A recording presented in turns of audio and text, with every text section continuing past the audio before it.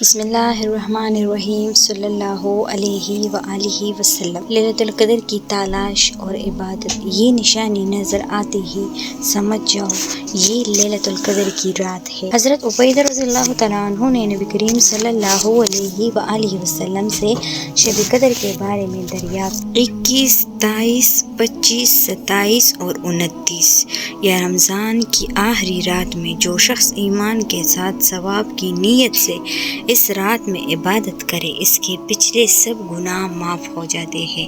اس رات کی علامتوں میں سے یہ علامت یہ بھی ہے کہ وہ رات کھلی ہوئی چمکدار ہوتی ہے، صاف شفاف، نہ زیادہ گرم اور نہ زیادہ ٹھنڈی بلکہ معتدل، گویا کہ اس میں انوار کی کثرت کی وجہ سے چاند کھلا ہوا۔ اس رات میں صبح تک آسمان کے ستارے شیاطین کو نہیں مارے جاتے، نیز اس کی علامتوں میں سے یہ بھی ہے کہ اس کے بعد کی صبح کو آفتاب بغیر شعاع کے طلوع ہوتا ہے، ایسا بالکل ہموار ٹیکے کی طرح ہوتا ہے جیسا کہ 14ویں رات کا چاند۔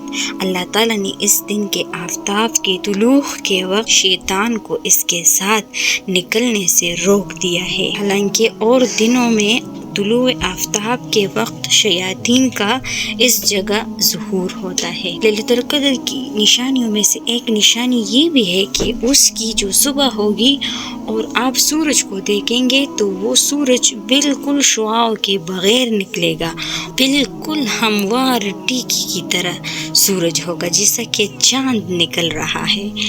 تو یہ نشانی بھی ہے۔ دوسری نشانی یہ ہے کہ یہ رات نہ زیادہ گرم ہوگی نہ زیادہ ٹھنڈی ہوگی بلکہ معتدل ہوگی، اور ایک نشانی یہ بھی ہے کہ وہ رات کھلی ہوئی اور چمکدار ہوتی ہے، صاف اور شفاف ہوتی ہے، آسمان بالکل ستاروں سے چمک رہا ہوتا ہے۔ اس رات میں علماء فرماتے ہیں کہ دلی سکون بہت زیادہ ہوتی ہے، عبادت میں لوگوں کا دل بہت زیادہ لگنے لگ جاتا ہے، لوگوں کا عبادت میں دل لگتا ہے۔ اس رات اتنا سکون، اور وہ رات بالکل خاموش ہوتی ہے۔ آپ نے اس رات میں کیا عبادت کرنی ہے؟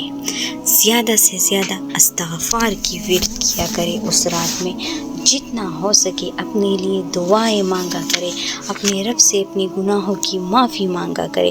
حضرت عائشہ رضی اللہ تعالیٰ عنہ نے حضور صلی اللہ علیہ وآلہ وسلم سے پوچھا کہ یا رسول اللہ، اگر مجھے شب قدر کا پتہ چل جائے تو کیا مانگوں؟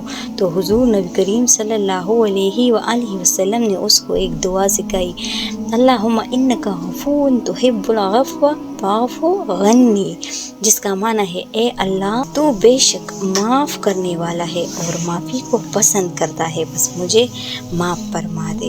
تو اس رات آپ نے زیادہ سے زیادہ استغفار پڑھنی ہے، رو رو کر اپنے رب سے اپنے گناہوں کی معافی مانگنی ہے، استغفار کا ورد کرنا ہے، قرآن شریف کی تلاوت کرنی ہے، نفل پڑھنی ہے، جو آپ کو آتا ہے وہ پڑھے۔